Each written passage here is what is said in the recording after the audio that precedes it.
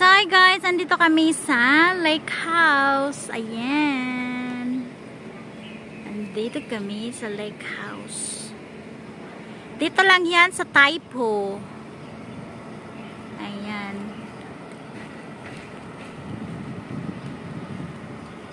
Parang restaurant to siya guys.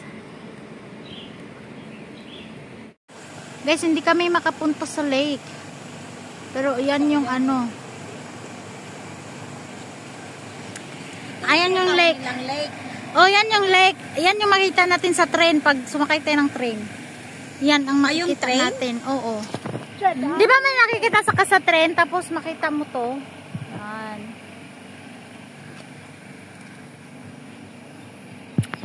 Yan lang guys. Oh, ganda.